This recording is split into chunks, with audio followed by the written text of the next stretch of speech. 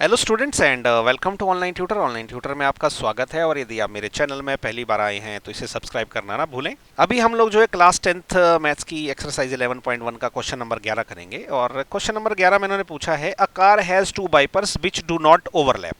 मतलब कार के दो वाइपर है जो एक दूसरे के साथ ओवरलैप नहीं करते। Each wiper has a blade of length 25 centimetre sweeping through an angle of 115 degree.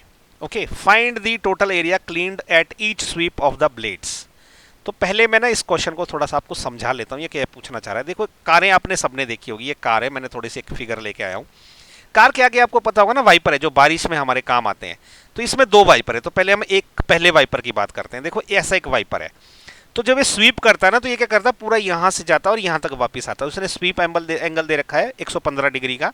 Okay, और इसकी लेंथ इसने 25 सेंटीमीटर दे रखी है, तो ये 25 सेंटीमीटर है। ओके, अब जब स्वीप करता है ना यहां से यहां तक जाएगा और ये फिर वापस आएगा। तो मैं आपको बता देता हूं, देखो ये गया, ये गया, ये जाएगा, ये जाएगा। मैंने जानबूझ के डॉटेड किया क्योंकि ये जब जाता है तो फिर ये वापस भी आ जाता है। तो ये यहां तक जाके आएगा और ये पूरा का पूरा जो एंगल है ना वो 115 डिग्री है। ठीक है, वैसे ही दूसरा भी वाइपर है, सेम सेम लेंथ है उसकी भी 25 सेंटीमीटर। ओके, तो ये भी ऐसे ही करेगा, जाएगा जाएगा जाएगा। ओके, यहां तक जाएगा 115 तक, फिर वापिस आ जाएगा। तो ये टोटल जो एरिया स्वीप करेंगे जो रेड कलर में मैंने दिखाया, ये सिर्फ इतना ही एरिया स्वीप कर सकता है, इससे ज्यादा स्वीप नहीं कर सकता। ओके, तो अभी क्या करता हूं मैं कि ये जो है हटा देता हूं। ये देखो मैंने एरो हटा दी। तो ले दे के मुझे निकालना क्या है, ये जो रेड से जो एरिया है ना, एक तरह का सर्कल का सेक्टर बन गया है। तो मुझे रेड कलर का जो एरिया है, जो रेड शेड वाला, ये मुझे निकालना है। तो देखो मैं क्या कर सकता हूँ ना, इसको अगर मैं एक सर्कल में फिट करूँ तो ये सेक्टर बन गया। इस सेक्टर का जो ये वाला जो एंगल है इन्होंने दे के रखा है, ये है 115 डिग्री। ओके, सेम यहाँ पे भी है, ये जो एंगल है ये है 115 डिग्री और ये जो सर्कल की रेडियस है वो 25 सेंटीमीटर है। ओके, तो अब ये जो है गाड़ी हटा देता हूँ, गाड़ी की कोई ज़रूरत नहीं है। तो अभी देखो ये बन गया हमारा प्रॉब्लम फाइनली। ठीक है, कि हमें ये रेड कलर का एरिया निकालना है जो कि एक सर्कल का सेक्टर है। ओके, उसका थीटा हमें 115 डिग्री दे रखा हुआ है। ओके, और रेडियस 25 सेंटीमीटर है। ओके, तो दूसरा भी ऐसा ही है, तो दोनों का एरिया भी सेम रहेगा। तो ये कैसे निकलेगा, इसको हम ऐसे करेंगे, सोल्यूशन में हम लिखेंगे। देखो रेडियस क्या रहेगा, radius is equal to, radius या ब्रैकेट में इसको आर लिख सकते हैं, ये कितना होगा 25 सेंटीमीटर है। ओके, तो ये है 25 सेंटीमीटर। ओके, अब क्या है कि थीटा क्या रहेगा, थीटा इज इक्वल टू, ये 115 डिग्री हो गया। ओके, क्लियरली दिया हुआ है। तो इसका मतलब कि एरिया क्लीन्ड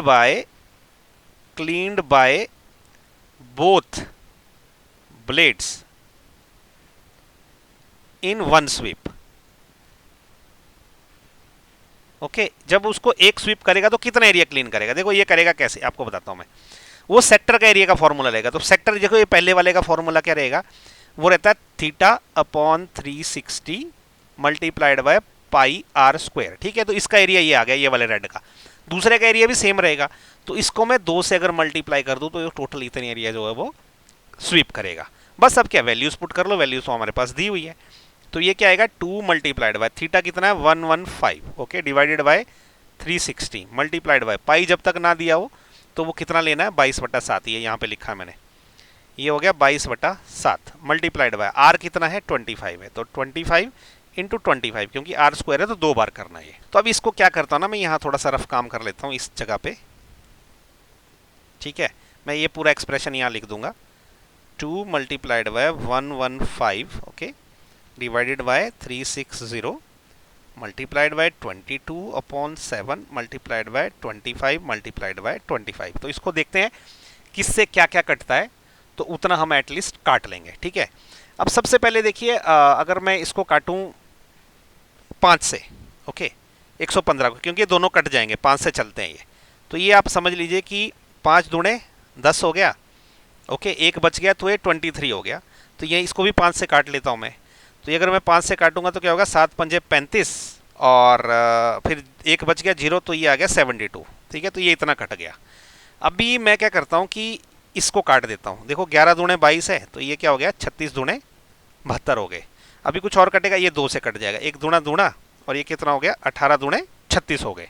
तो अभी इतना ही बच गया, बाकी तो मुझे कुछ कटता हुआ दिख नहीं रहा है यहाँ पे। तो मैं इसको क्या लिख देता हूँ, इसको मैं ऐसा लिख देता हूँ 23 इंटू 11, ऊपर क्या रहेगा 23 मल्टीप्लाइड बाई 11 मल्टीप्लाइड बाई देखो 25 इंटू 25, 25 इंटू 25, और नीचे डिवीजन में क्या रह गया 18 इंटू 7, 18 इंटू 7। अभी क्या ना मुझे ये पूरा मल्टीप्लाई करना है, जो मल्टीप्लाई करके आएगा वो मेरा आंसर हो जाएगा। ओके, तो मैं क्या करता हूँ कि देखो यहाँ पे ना थोड़ा सा मेरे पास जगह है तो मैं कुछ रफ काम यहाँ पे कर सकता हूँ।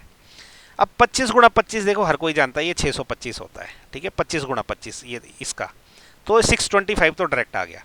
तो अभी मैं क्या करता हूँ उसको ना 23 से मल्टीप्लाई कर देता हूँ 625 को, ठीक है, 11 को मैं लास्ट के लिए रख रहा हूँ। ओके, तो 25 गुणा 25 यहाँ अगर आप देखोगे तो ये हो जाएगा 625, इसको मैं मल्टीप्लाई अभी 23 से कर रहा हूँ। ओके, ये 11 से मैं बाद में करूंगा क्योंकि लास्ट में क्या बड़ी रकम आएगी ना, तो 11 से इजी रहेगा मल्टीप्लाई करना। अब देखो यहाँ ध्यान से 5 3 15, एक बच गया, 3 दूने 6 और 1 7, ओके, 6 3 18, तो ये आ गया 1875। अब क्रॉस लगेगा, 5 दूने 10, फिर एक बच गया, 2 दूने 4 और 1 5 हो जाएगा ये, और 6 दूने 12, तो ये आ गया इतना। ओके, अब इसको मैं ऐड कर देता हूँ, ये आ गया देखो 5 7 8 और 5 कितना होता है 13, एक बच गया, 2 और 1 3, 3 और 1 4 और एक वैसे ही आ गया, तो आ गया 14375। तो 625 गुणा 23 आ गया इतना। तो मैंने ये और ये गुणा कर लिए, अभी 11 से गुणा करना बाकी है। मैंने 11 जानबूझ के लास्ट में रखा था। अब देखो ये जो बड़ी रकम आई ना अब इजी पड़ेगा। अब इसको मैं अगर 11 से मल्टीप्लाई करूँ ना तो देखो 1 से जब करेंगे तो क्या आएगा, देखो सेम रकम लिखनी है मुझे 14375, है ना। अब क्रॉस लगेगा, फिर से सेम रकम लिखनी है बस एक खिसका के, तो ये आ जाएगा 14375। अब इसको ऐड कर लेंगे, 5 और 5 वैसे आ गया, 7 और 5 कितना हो गया 12, एक बच गया, 7 3 10 और 1 11, फिर से एक बच गया, 4 और 4 8 हो गया, ठीक है, ये 4 और 1 5 हो गया और 1 हो गया 158125, ये आ गया। ऊपर का मैंने पूरा जो सॉल्व किया ना उसका ये आ गया 158125। ओके, तो इसको मैं यहाँ लिख देता हूँ 158125 डिवाइडेड बाय, अभी ये 18 गुणा 7 करना बाकी है, ठीक है, तो 18 गुणा 7 में यहाँ पे कर देता हूँ। 18 गुणा 7 अगर मैं करूँगा तो कितना आएगा, देखो 7 8 56, 5 बच गया, 7 एकम 7, 7 और 5 कितना होता है 12, ये आ गया 126। तो ये आ गया फाइनल आंसर। लेकिन ये क्या है, क्योंकि रेडियस सेंटीमीटर में है तो ये सेंटीमीटर स्क्वायर आ जाएगा। तो देखो एरिया जो है ना, ब्लेड एक स्वीप में इतना एरिया क्लीन करेगी। तो इसी को मैं आंसर मान के जो है इसको यहीं पे क्वेश्चन को खत्म करूंगा। आप चाहो तो 126 से डिवाइड भी कर सकते हो, लेकिन क्या है ना, एक क्वेश्चन में अननेसेसरी एग्जाम में वेस्टेज ऑफ टाइम होगा। ओके, क्योंकि ऑलरेडी जब हमने सबको एक दूसरे से काट दिया तो ये बहुत बड़ी रकम आ गई। इसको आप कभी भी ट्राई मत करो जब इतनी बड़ी बड़ी रकम आती है, यहीं पे आंसर छोड़ दो। जनरली मैथमेटिक्स में आपका कोई नंबर इसमें काटेगा नहीं। ओके, सो इसी के साथ जो क्वेश्चन नंबर 11 भी खत्म हो गया। आई होप आपको मेरा वीडियो पसंद आया होगा। अगर वीडियो पसंद आया तो इसको लाइक शेयर और सब्सक्राइब जरूर करें। Okay, so thank you so much for watching my video. Thank you.